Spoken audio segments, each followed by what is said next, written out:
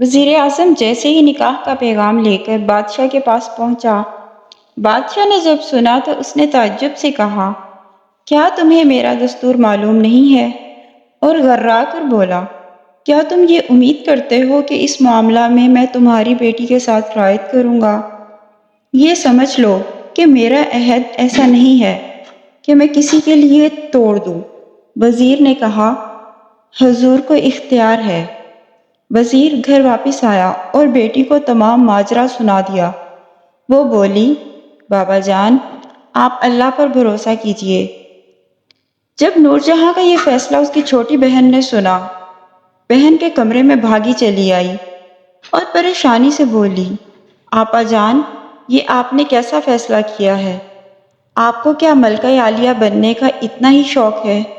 نور جہاں بولی، نہیں میری پیاری بہن، مجھے ملکہ عالیہ بننے کا شوق نہیں ہے، بلکہ میں اس امید سے جا رہی ہوں کہ اس طرح میری اور میرے ساتھ دوسری بہت سی لڑکیوں کی جان بچ جائے گی۔ چھوٹی زبیدہ فکر مندی سے بولی، آپا جان، مجھے ڈر ہے وہ آپ کو بھی باقی لڑکیوں کی طرح قتل کروا دے گا۔ نور جہاں بولی، پیاری بہن، موت کا وقت مقرر ہے۔ اگر کل میرے نصیب میں موت لکھی ہے تو چاہے محل ہو یا گھر، موت آ کر ہی رہے گی۔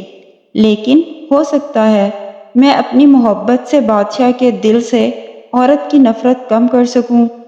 چھوٹی زبیدہ بولی، آمین، اللہ آپ کا مددگار ہو۔ اگلے دن حسب وعدہ بادشاہ نے نور جہاں سے نکاح کر لیا۔ رات کو جب بادشاہ اپنے حجرہ عروسی میں گیا تو ملکہ نور جہاں نے بہت خوش اخلاقی اور محبت کے ساتھ اس کا استقبال کیا، جبکہ بادشاہ حسب عادت غصے سے نور جہاں سے مخاطب ہو کر کہتا ہے، کیا تم صبح کے اپنے انجام سے بے خبر ہو؟ نور جہاں مسکرا کر کہتی ہے، عالی جاں، کل صبح آنے سے پہلے میرے پاس پوری رات ہے اور اس رات پر میرا پورا حق ہے۔ کل صبح آپ مجھے قتل کرا دیں گے، اس لیے چاہتی ہوں کہ اس رات کے ہر پل میں اپنی محبت کے موتی پرو دوں۔ بادشاہ نے کہکا لگایا اور بولا، اب کہ تمہاری ان دلفریب باتوں سے مجھے زیادہ پختہ یقین ہو گیا ہے کہ عورت مکار ہوتی ہے۔ ملکہ نور جہاں بولی، کل مجھے قتل ہی ہو جانا ہے، لیکن آج رات میں آپ کے ساتھ خوشی سے گزارنا چاہتی ہوں۔ بادشاہ غصے سے دھاڑا تو ملکہ نے کہا، آپ تو غصہ ہی کر گئے ہیں، کیا میں آپ کے لیے رقص پیش کروں یا گانا سناؤں یا پھر کوئی کہانی سناؤں؟ بادشاہ شہریار اب کے مزید غصے سے بولا، کیا تم نے مجھے بچہ سمجھا ہے جو کہانی سے بہلانے کا کہہ رہی ہو؟ ملکہ بولی، نہیں عالی پناہ، میں آپ کو بچہ نہیں سمجھتی، لیکن یہ بھی سچ ہے کہ ہر انسان میں ایک چھوٹا بچہ ہوتا ہے جسے بہلانے کی ضرورت ہوتی ہے۔ ذرا یاد کریں، کیا بچپن میں بھی آپ اسی طرح غصہ کرتے تھے جب آپ کی دادی آپ کو کہانی سنایا کرتی تھی؟ شہریار کے دل پر کچھ اثر ہوا۔ کچھ دیر کے لیے وہ ماضی کی یادوں میں چلا گیا۔ اسے وہ وقت یاد آ جاتا ہے جب اس کی دادی اسے کہانی سنایا کرتی تھی۔ شہریار کے چہرے پر لاشعوری مسکراہٹ پھیل جاتی ہے اور کہتا ہے، کیا تمہاری کہانی بھی اتنی ہی دلچسپ ہوگی جتنی میری دادی ماں کی ہوا کرتی تھی؟ وہ بولتی ہے، آپ ایک موقع دیجئے۔ بادشاہ ملکہ کی گردن کی طرف خنجر لا کر بولتا ہے، اگر تمہاری کہانی دلچسپ نہ ہوئی تو میں تمہارا سر قلم کر دوں گا۔ ملکہ بولی، یہ میرے لیے زیادہ بہتر ہے کہ میں آپ کے ہاتھوں موت کو گلے لگاؤں، نہ کہ جلاد کے ہاتھوں۔ اب کہ ملکہ اپنی کہانی شروع کرتی ہے۔ پہلے زمانے میں ایک سوداگر رہا کرتا تھا جو بہت غریب تھا۔ اس کی ایک جوان بیٹی تھی۔ ایک مرتبہ وہ بیوی بچوں سے اجازت لے کر فکر معاش کے لیے سفر پر روانہ ہوتا ہے۔ اس کی سواری پر کچھ لوگوں کی امانتیں بھی پڑی تھیں جو شہر جا کر اسے واپس کرنا تھی۔ راستے میں ایک سایہ دار درخت دیکھ کر ذرا سستانے کو بیٹھ جاتا ہے اور کھانا کھانے لگتا ہے۔ ابھی کھانے سے فارغ بھی نہ ہوا تھا کہ ایک ہیبت ناک شکل کا جن ہاتھ میں تلوار لیے پانی میں سے نمودار ہوتا ہے اور غصے کی حالت میں کہتا ہے، میں تجھے قتل کرنے آیا ہوں۔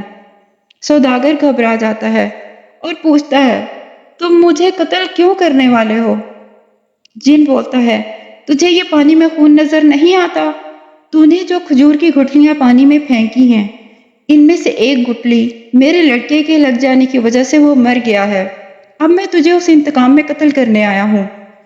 سوداگر بہت گھبرا جاتا ہے، جن سے کہتا ہے، اگر میرے قتل سے تیرے بیٹے کا قصاص ادا ہوتا ہے تو مجھے قتل کر دے، لیکن مجھے کچھ مہلت دے تاکہ میں امانتوں والوں کی امانتیں واپس کر دوں اور اپنی جوان بیٹی کی شادی کا انتظام کر لوں اور قرض خواہوں کا قرضہ ادا کر دوں۔ جن نے کہا، تو بچنے کے لیے یہ کہہ رہا ہے؟ سوداگر کہتا ہے، نہیں، تم میرے اونٹوں پر سامان دیکھو، یہ مجھے شہر لے کر جانا ہے، پھر میں اس جگہ دوبارہ حاضر ہو جاؤں گا اور پھر تمہیں اختیار ہوگا، جو چاہے سزا دے دینا۔ اس طرح سے جن سوداگر کو 40 دن کی مہلت دیتا ہے۔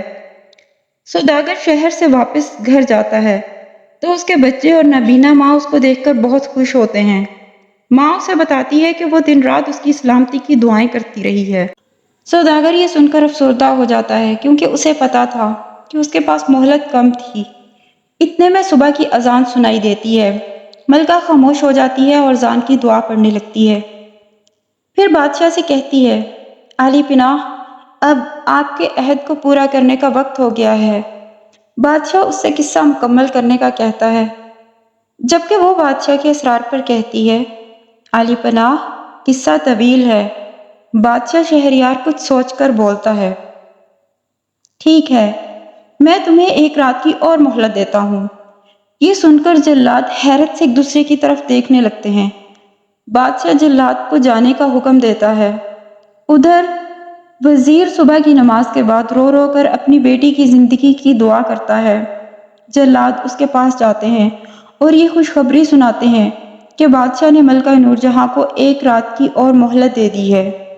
وزیر اعظم یہ سن کر حیرت اور خوشی کے ملے جلے تاثرات کے ساتھ اپنے رب کا شکر ادا کرتا ہے۔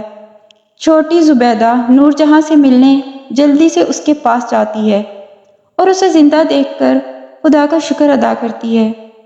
پھر بہن سے اپنی سادگی سے پوچھتی ہے، آپا جان، کیا بادشاہ نے آئندہ قتل کی روایت کو ختم کر دیا ہے؟ نور جہاں افسردہ لیکن پرعزم انداز میں کہتی ہے، نہیں میری پیاری بہن، لیکن اللہ کو مشکل نہیں ہے کہ اس کے دل سے عورت کی نفرت نکال دے۔